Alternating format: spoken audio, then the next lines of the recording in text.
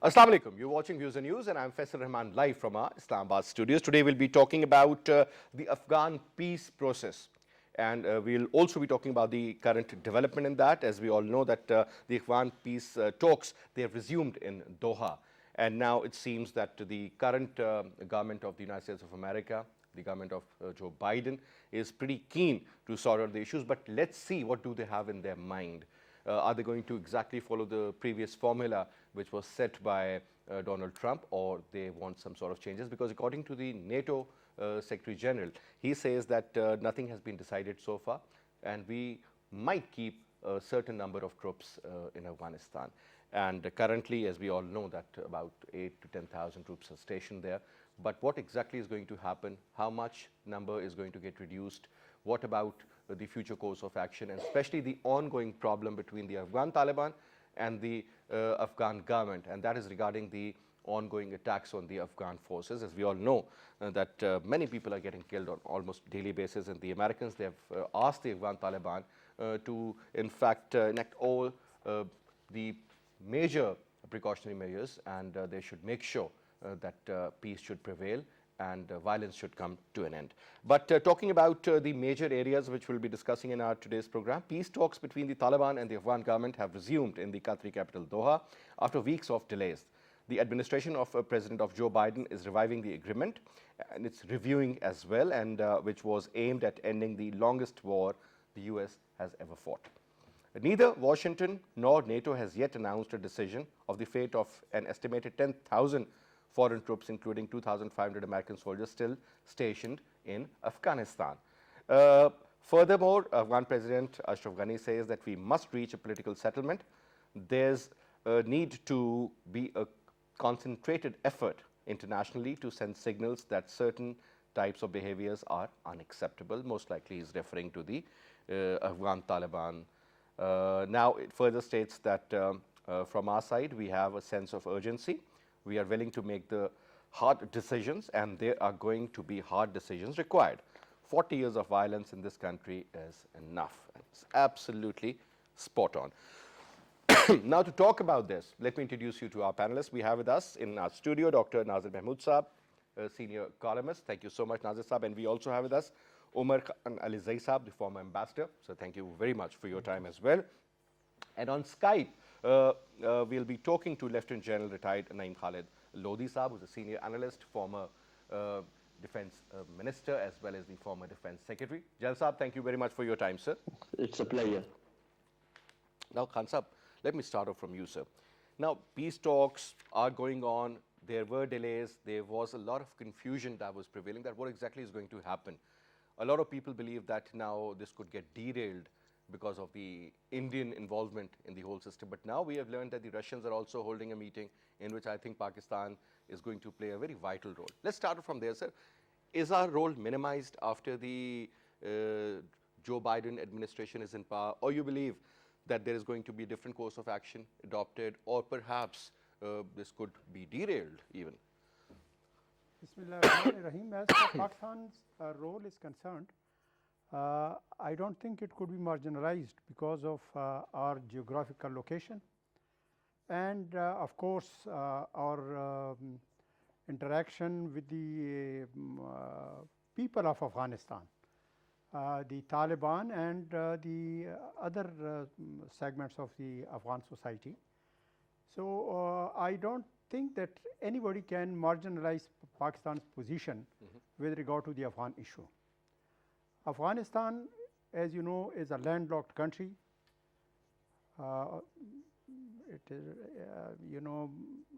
Pakistan is providing almost 80% of its food and other supplies.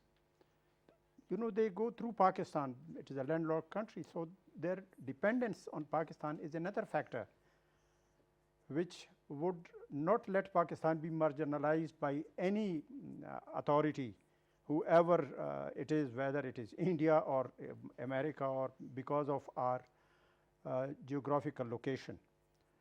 And I think that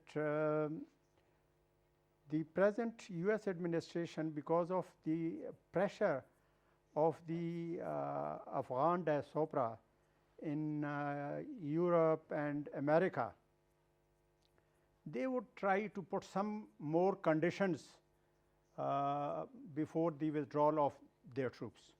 But ultimately, You believe that the withdrawal will take place at some stage? Maybe Certainly, perhaps not sir. this year, maybe in 2022. no, certainly it will take place because there is no other option.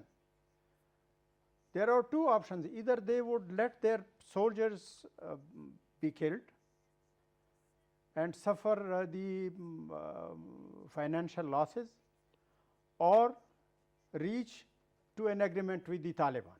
Correct? So they have to choose between these two options which are available. So, but they are trying to squeeze Taliban as much as they can to give a little bit of respite to the non-Pashto speaking society of Afghans in Afghanistan. Okay. So, for that purpose they are trying to pressurize, you know that there are always rallies and things like that in Europe and America, that if the Taliban comes, they will not give us our right, you know, the women rights would be usurped and things like that. So, But they've actually spoken about women education, women rights, ceasefire, and so many other issues related to education for that matter. that is what I am saying, that they are pressing that they should compel the Taliban, that they should relax their old policies that they had, you know, the world has changed, so they have to change their behavior as well. All right. But as I have said in my earlier discourses, that the Talibans are not those Talibans Which that, were there 40 years ago. of course, now they are sitting with the all segments of the Afghan society. They are talking to them. And So what I've understood, Khansab, is that primarily that old mindset that has changed over a period of time. And now that old school that, you know, where if you hear a woman walking and you could hear the heels of her shoes, I mean, you know, she would be punished. We have witnessed so many issues of that sort.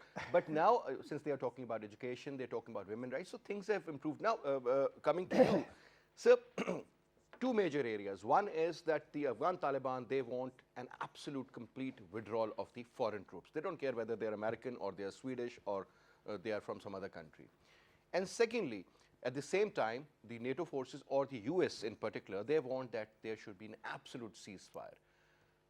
But that is the edge primarily the Afghan Taliban have. I mean, you know, the moment they can operate and they can sort of carry out any sort of an activity in which they can primarily threaten the Afghan government, they believe that that is in fact providing them a position of strength.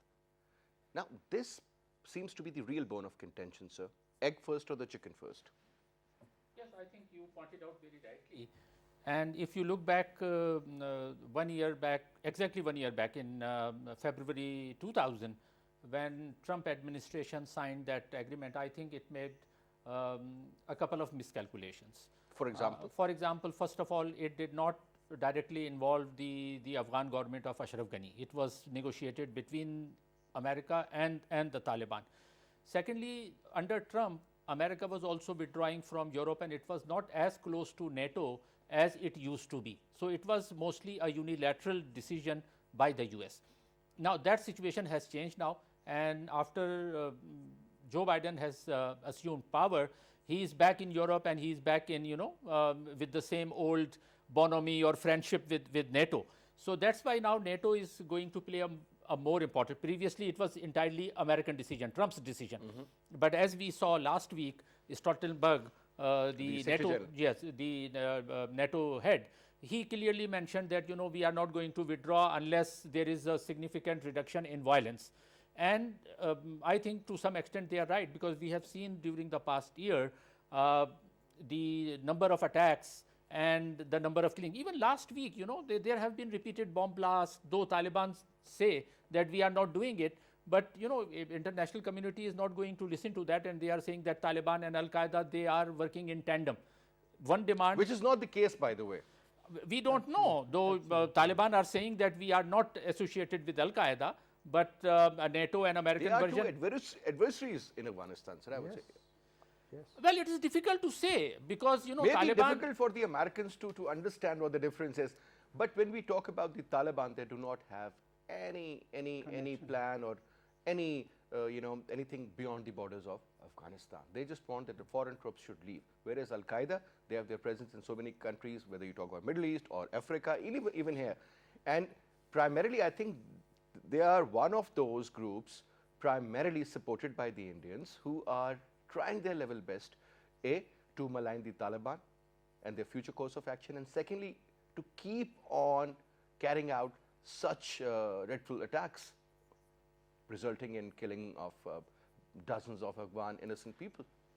Well, that is our version. We still say that these are not the same Taliban, but I don't see any difference. Taliban are Taliban. On the UN list, they are still a terrorist organization. And if you look at for the past 25 years, we have been saying the same thing. We were the only one of the 3 countries that recognized Taliban as the legitimate rulers, and that was a big mistake on Pakistan's side because ultimately there are 200 countries in the world, and apart from 3 But countries, sir, when nobody Saudi Arabia recognized accepts them, the UAE and accepts UAE, them, I mean, we were left and with no nobody other choice. recognized. So now, if we want Taliban again to take over power in Kabul, do you think that the world community will accept that? I mean, we are living in I think, which world, thinking about that Taliban will take over and the world will recognize. But the problem is that when you talk about, let me give you an example. The example is of Egypt. When Mohammed Morsi of Muslim Brotherhood, he had a legitimate government there. Yes. He was overthrown and now he's dead.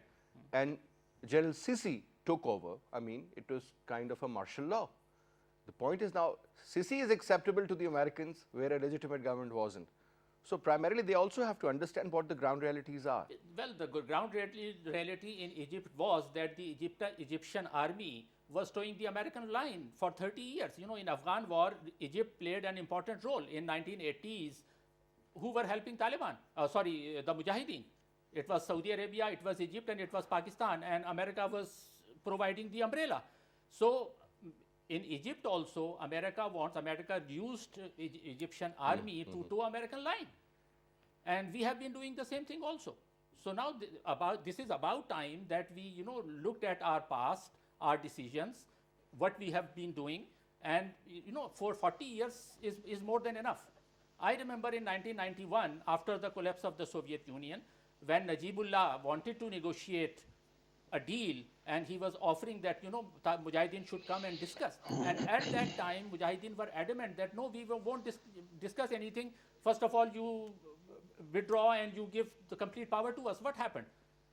Taliban, he took refuge in the UN office, Najibullah, and for 5 years, the same Mujahideen who were supported by us, they were fighting against each other. They were at each other's throats. So what did we get out of that? So Absolute chaos. Absolute chaos for 5 years. And then Taliban took over in 1996. Another 5 years, that medieval kind of kingdom rule. Till the 9/11. So now, this is about time that we look what kind of government, if we have been playing an important role, but do we want to continue with the same old habits? You in fact raised a very important point. What kind of a government? When you talk about Pakistan, I've heard so many times that the peace process should be Afghan-led, Afghan-owned, and we do not have any favorites in Afghanistan. This is what I've heard the foreign minister saying, or even the prime minister. Now, sir, let's take this debate to General Lodi, and let me put this question to him regarding, sir, the favorites, because the Americans would like a government in Afghanistan that should listen to them. Obviously, there are multiple reasons for that. Maybe financial reason is one very important one. Second is the power. Now, sir, the Indians, they have their own agenda. When it comes to Pakistan, we believe that it should be Afghan-owned and Afghan-led, and we do not have any favorites. So any government which wins the elections, that's acceptable to us. Now, sir, currently, that confusion, so many stakeholders, so many different adversaries, so many different elements of confusion. Where is it leading now, sir? General Lodi? Whatever I'm going to express, these are my perceptions. I do not say that this is the truth. And my advance apologies to both the friends if something doesn't go according to their thinking. So it is just a perception. I don't insist on that. but let me just spell out few facts. One, Americans have not left Afghanistan, are not leaving Afghanistan by their own sweet will. They have lost politico-economic face, and that is why they are going away. If somebody wants to challenge this statement, he is most welcome. Secondly, Afghan Taliban have not violated any agreement because the clauses of the agreement that we know, the agreement was between Afghan Taliban and America. And Afghan Taliban had said that we will place peacefully, we will not attack your forces, and you will not attack us, and we will not harbor any terrorists who can operate from our soil to any other country. So till today, I am not aware of any violation as far as Taliban are concerned. Whatever Americans are doing, they are doing to just encourage Ashraf Ghani's regime so that they feel good and their morale doesn't go down. Just imagine if Afghan Taliban could fight 150,000 troops, do you think they will face any difficulty in fighting 5,000 troops? I mean, what is logical? So try to understand this. Anybody saying that Taliban are Taliban and there's no difference in 20 years ago and today, I won't agree with that.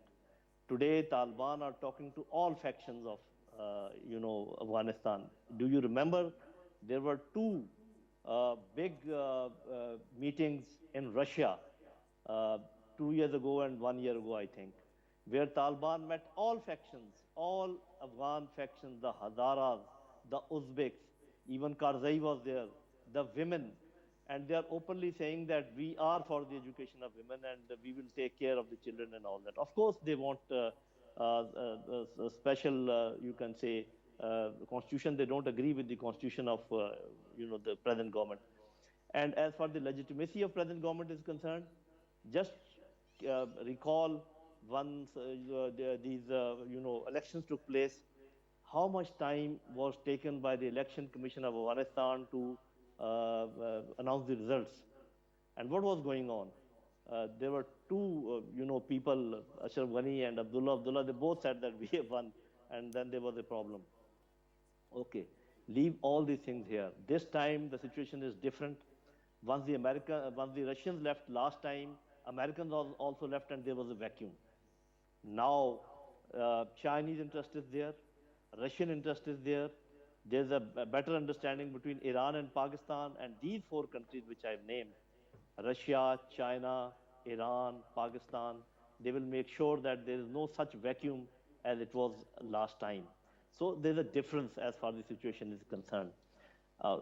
This statement that we have no favorites and Afghan-led and Afghan-owned government, if Americans are putting their fingers there, if Indians are having their hand in Afghanistan, if Iran is having their hand in Afghanistan, so the world is only telling Pakistan to keep out of Afghanistan. They should go out and allow the Afghan-led and Afghan-owned. They are not allowing it. They say we are going to stay back. India says I will do that. Iranian hand is there. Central Asian countries are thinking about it. And we are telling only ourselves that please, we are the most important neighbors of Afghanistan with 2,500 long kilometers border, with ethnic affiliation, with religious affiliation, with so many other attachments. As one of the guests was saying that 80% of the things go from here. So if the world is telling us to remain out and they all want to remain in, is this a sane decision? Is this a sane advice to Pakistan? And then, my dear, remember one thing, that the ground fact is, whether my friends sitting here like it or not, the next dispensation will be Taliban, Afghan Taliban heavy. They will not be alone, of course, but Ashraf Ghani will not be there, I can assure you. There will be elements of Ashraf Ghani's government, of course, and then once we say no favorites, there's Afghan government which is allowing RAW along with their NDS to allow elements who are attacking us in Balochistan and all that, and you think that they are the same as the Afghan Taliban? Okay, for the sake of diplomacy, this is a good statement. We have no favorites. We definitely should have favorites. I do not know whether we have it or not. We should have favorites. Those who are good to us, we should be good to them. Those who are bad to us, we should be very bad to them. That is the only way the world moves. And the world doesn't, it is not a level playing field. It doesn't, work on ethics. If somebody says that such and such, they are not accepting it, so why should we accept? Americans, my dear, they have to leave Afghanistan, but they want to keep their influence here. Why? China, CPEC, Russia, Iran, Pakistan, Central Asian countries. Why would they like their influence not be here in Afghanistan? And how will they have their influence? That is the reason that they are again pressurizing Pakistan to do the bad job which they couldn't do. I am sure and I hope that Pakistani leadership understands this whole gambit and remains out of it. Let the Afghans decide their own fate.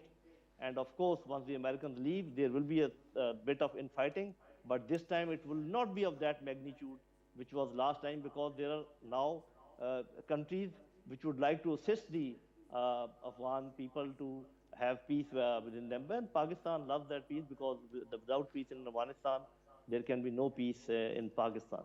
So these are my views as far as the Afghan government is concerned. As far as, they are saying that they will review it.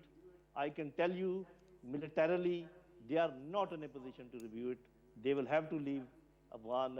I'm talking about the American troops. Of course, they are a super country. If they really decide to come, they can always do it. But that will be at the expense of a lot of lives, American lives, and also the home, at home in US, they also don't want, American troops to come back. So all said and done, I think if Americans will violate this agreement, Afghan Taliban have not violated it, they will, I think, they will pay the price for that. And I'm sure they are quite sane people. They will not come back. They will review. Maybe they can delay as the time frame is concerned or something, but with the approval of Taliban. They cannot do it unilaterally. All right, sir. Now, Ambassador Shirzai, 3 points here. One, primarily, I'll read out a statement given by Lloyd Austin, the Secretary of State. He says that clearly the violence is too high right now and more progress needs to be made in the Afghan-led negotiations. Good enough. There's another statement from the NATO Secretary General, Mr. Stoltenberg. He says, what options does Biden have in Afghanistan? Several killed, injured in blasts and clashes across Afghanistan. NATO will leave Afghanistan when the time is right. What exactly should we consider when we hear that the time is right? Because I remember, sir, Hillary Clinton, the former First Lady and also the Secretary of State, very categorically on the floor of the House once mentioned that whatever we did earlier was in haste and we pulled out too early, not realizing that the situation in Afghanistan was so fragile. And once we moved out, you know exactly what happened. The Taliban, they took over, infighting went on for so long. Now, sir, the situation, how different is the situation now? General Saab believes that the Taliban, they haven't changed much. Basic fundamentals and the ideology is very much the same.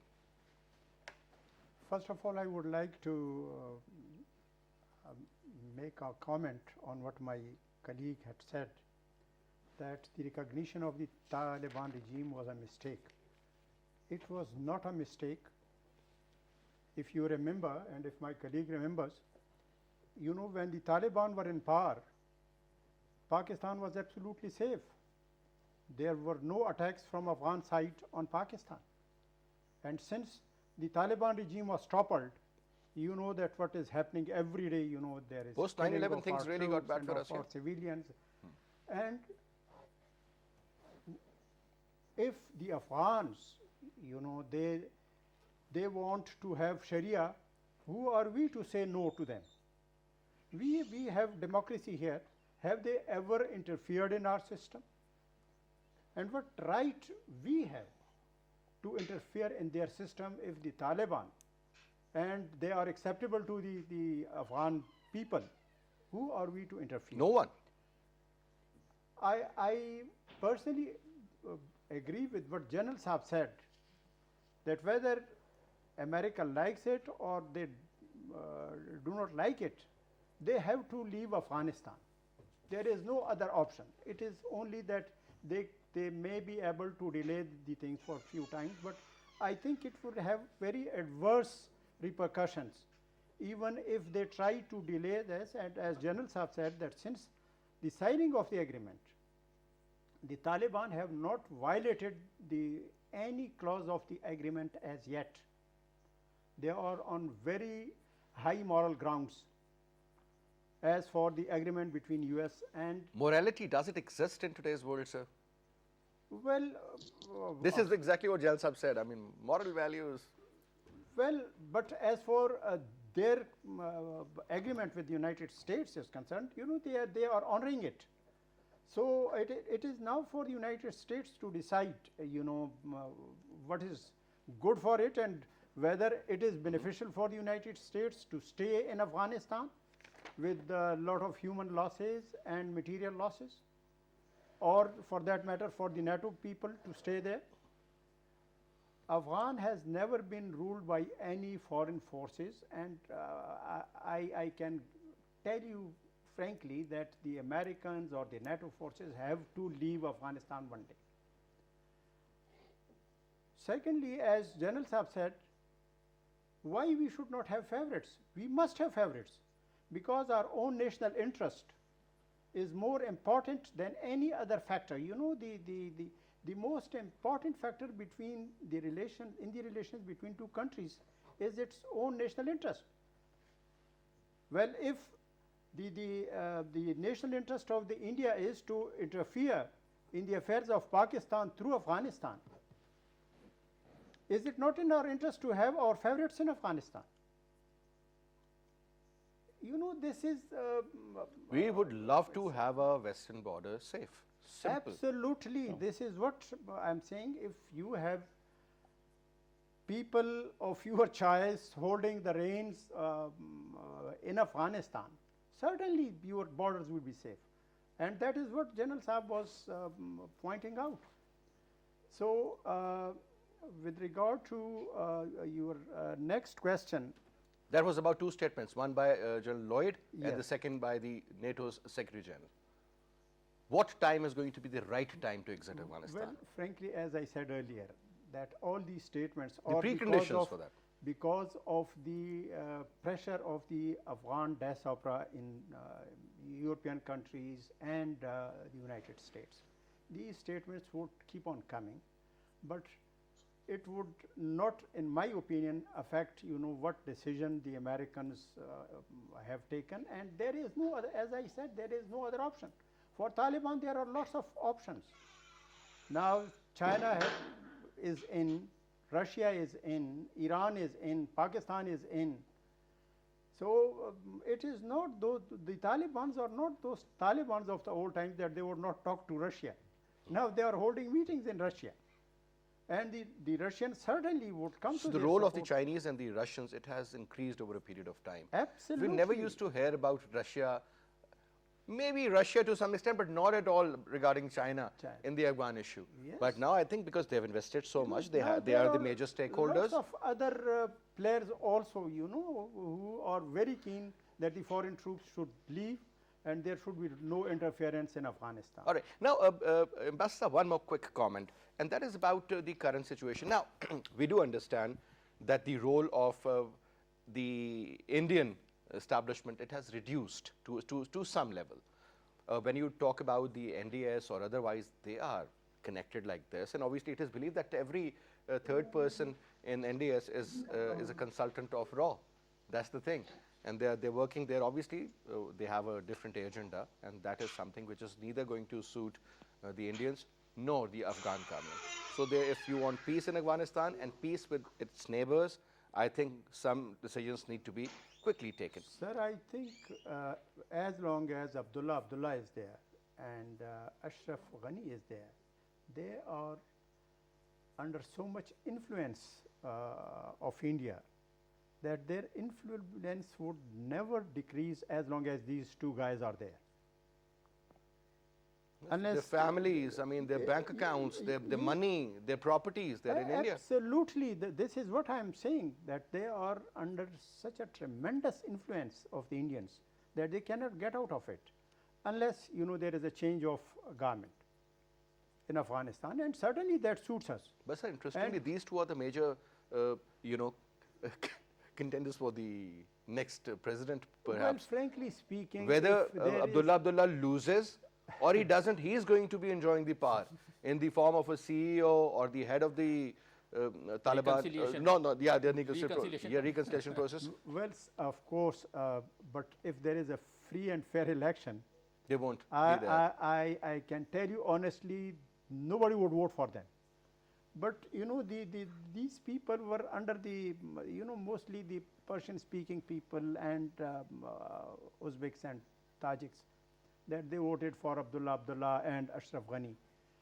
But majority of the people abstained. You know, how much was the percentage? Only Hardly, sir, hardly. hardly 7% or 6% turnout. Out of So which you- around 300,000 votes were bogus also. So you That comes down further You know, then. they were absolutely unreliable results, and I honestly tell you that there were hardly people who would go for voting. So that is the level of their The acceptability. turnout to- was to the people of Insignificant, Afghanistan. you're right.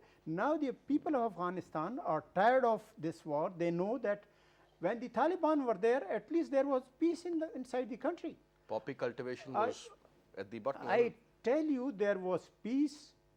Nobody could do anything against the Taliban's orders. I used to travel from Kandahar to Herat at night, only with my driver, and I never confronted any problem. You know, that was the level of their law and order situation And peace. and peace. So the Afghans are tired of fighting, they want peace. Of course, they are pressing, especially the people of Kabul and the big cities, the main cities, where people are mostly westernized and educated. They are little fearful of the Taliban's rule, but as General Saab said, that the Talibans are not those Talibans who were sometimes earlier. Now they have changed. They know that they have to live with the Afghan people and the Afghan society. They can mingle well. Yes. Now, Dr. Saab, the issue of the warlords that still exists. A lot of area is still not in the control of the government. Some say 70%, some say 60%. Few believe it's more than 80%. The area which is under the Taliban control, or is it that area is not in the control of the government? Let's put it this way. Now, sir, you believe that if free and fair elections, which seem to be very, very difficult, but let's suppose proper elections are held, you think the Taliban, they have a good strength regarding that? Because according to some known analysts, as far as the voting is concerned, the Taliban, they do not have that kind of an advantage when it comes to obtaining a certain amount of votes to establish a legitimate government. Well, first of all, to hold fair and free election, you need peace. And peace is not there. And I don't see, unless Taliban agree to complete ceasefire, elections cannot be held.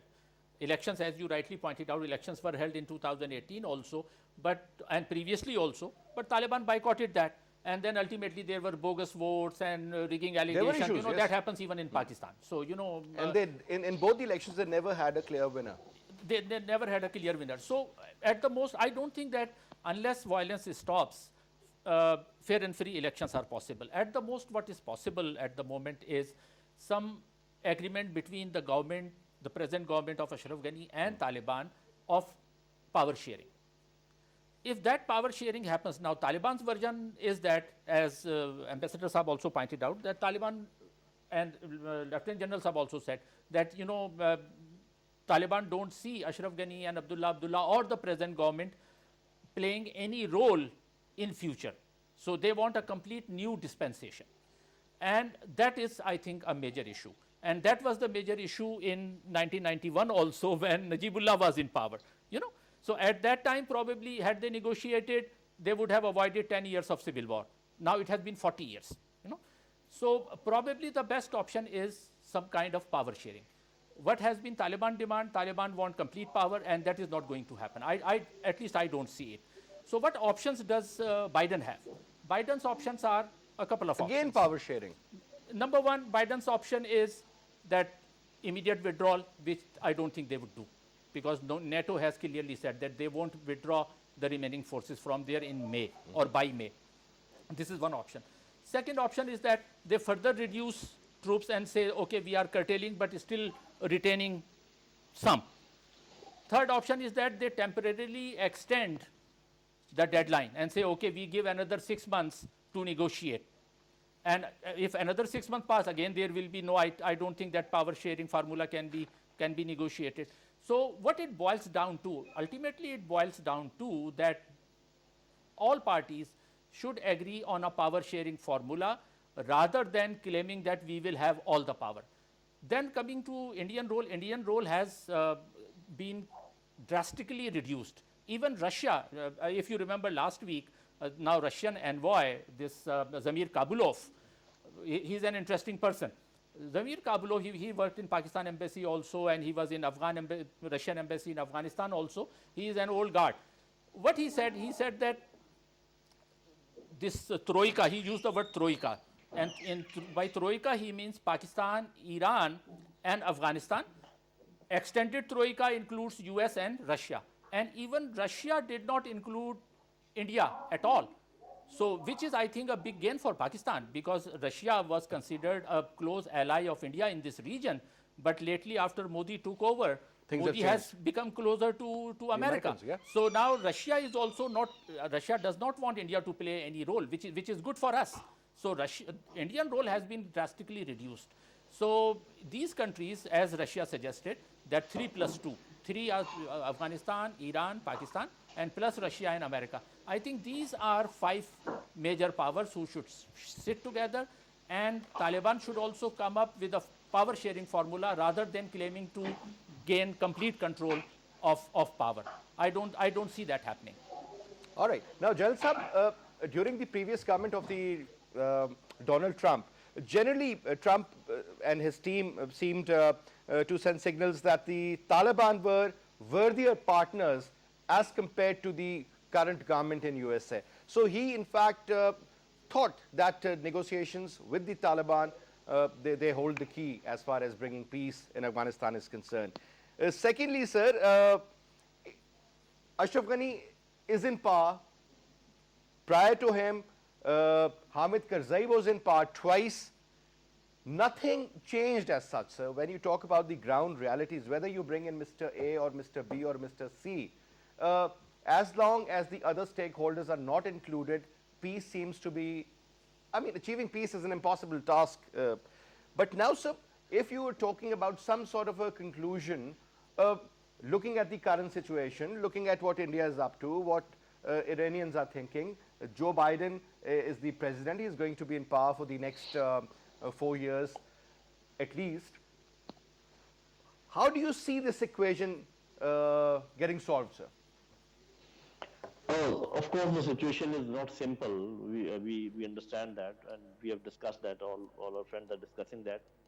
But I look at it from the military point of view, and political point of view. Of course, you have 2 more friends. You have the excellencies there, and Dr. Saab is there. They can say, from military point of view, let me tell you categorically, it will be very difficult, if not impossible, for US to come back again in Afghanistan. I'm talking from the point of view of military and also from the domestic politics, if you keep that thing in mind. We were talking about the Sharia laws. If not majority, many Afghans, they actually would like to live under Sharia law. If not a vast majority, maybe many of them, because their attitude is such. Actually, there is a fear here on our side that if there is Sharia law in Afghanistan, and if that succeeds in bringing peace and bringing justice, especially main problem, any system which brings justice, that prevails, and injustice ultimately fails.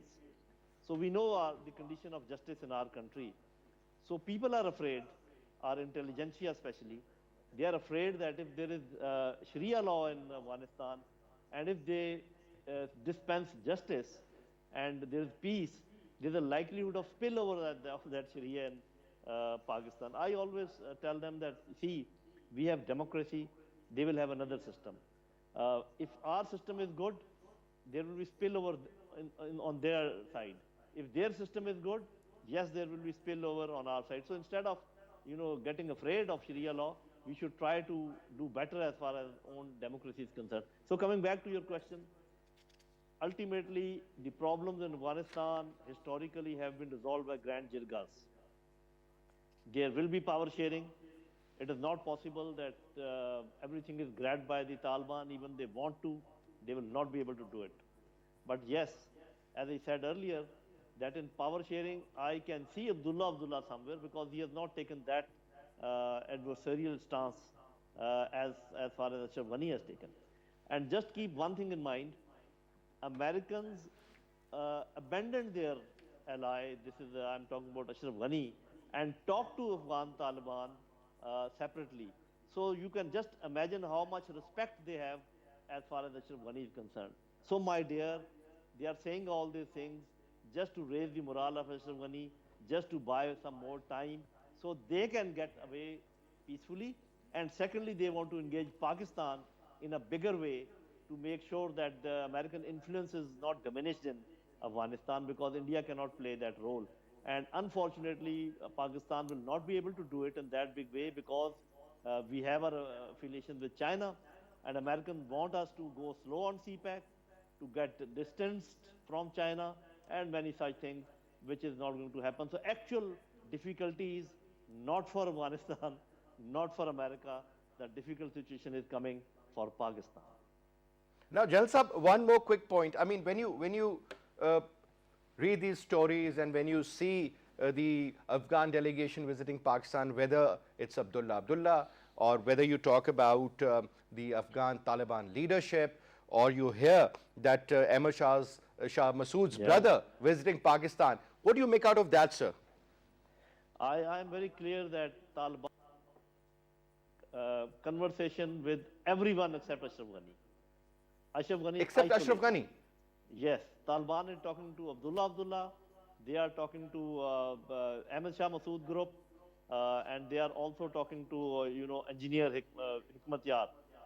They are talking to Uzbeks. They are talking to Hazaras, and some of the talks are known to us. Some of the talks may not be known to us. So they have made their clout and they have influenced the area.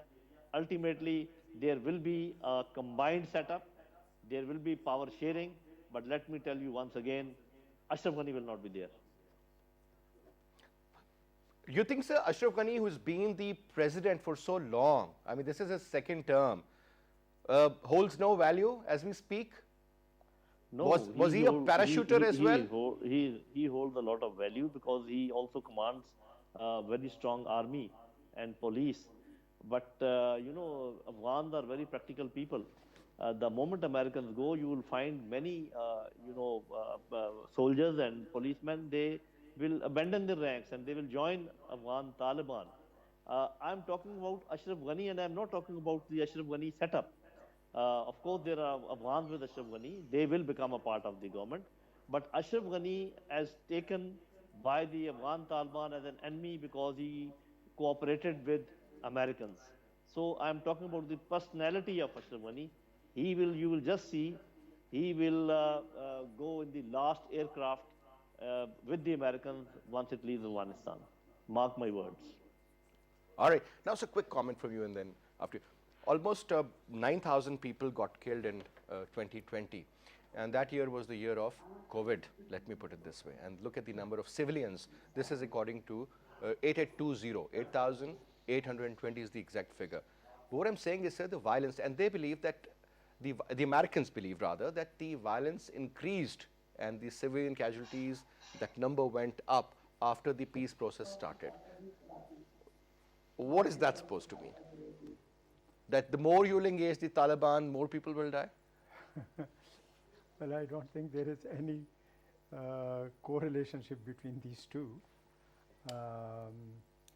Well, this is by accident that so many people died of COVID and the violence increased. These are two separate issues. No, not COVID. I'm saying that the year of COVID, Yes. 2020, in which a lot of things, I mean, were slowed down. Yes. But this particular issue wasn't. I mean, look at the number of people that got killed according to the American think tank and a report. This is the number. And that was around 15%. Increase. Well, of course, you know, as we discussed earlier, that the Taliban have, the agreement the Taliban have signed is with the American troops, that there would be no activities against the American troops. And, you know, if the Afghan government forces are killing them, of course they have to react. But sir, my question again, that the Afghan Taliban, they have an issue with the presence of the foreign troops, whom they are not attacking. They do not have any problem with their own people, yet they are killing the civilians, for that matter, or Well, the of troops course, you who know, are a there- part of the government. You know, they say that there is always to every action there is equal and opposite reaction. So, you know, the Ashraf Ghani government, of course, is not sparing the Taliban. They have also been attacking the Taliban. So, there is action and then there is a reaction from Taliban. So, it will, of course, I can tell you, and I agree with General Saab, of course, Taliban would have power sharing in Afghanistan, but the Afghan troops are of no match to the Taliban assault. I tell you, the day that they decided they will overtake Afghanistan. So 15, 20,000 versus 400,000. Still the equation is in the favor of the Taliban. Yeah, of course, you know, there are lots of other people, you know, it is also not very correct. You know, everybody is inside with the Taliban. I tell you, I have been speaking to the Afghans, and 90% of the Afghans are in favor of Taliban. Even if the elections are held, I tell you, they will win with absolute majority. Of course, as General Saab rightly pointed out, that they have reached to agreement with the Hazaras, with the Uzbeks and all others. You know, there are lots of Uzbeks of Turkish origin, Oh yes, and they have all, you know, 10% through of the Turkey- population is Uzbek, if I'm not wrong, through sir. Turkey, they have already reached to an understanding. So, it is a matter of time. So this year is going to be very crucial. 2021 Of course, is the year of change. of course. Sir. Let's hope so. Let's hope. You know, we should not lose hope any time. So I think that by the end of this year, maybe it is my wishful thinking, but I hope that Afghan government So we used to have and 2017, okay, good they- enough. 18, 19, 20, 20. I mean, it started from the last, second term of Barack Obama. Nothing happened. Well, in Whole 2015, 4 years of Donald Trump, nothing happened. So if wishful nothing thinking. happens, then, you know, bloodshed will continue, and I feel for the Afghan people, you know, these are Afghan people who are suffering the most, and they have been suffering for the past 40 years. And look at us, how many people we have lost in that war on terror. 83,000 is the official figure, Yes. sir.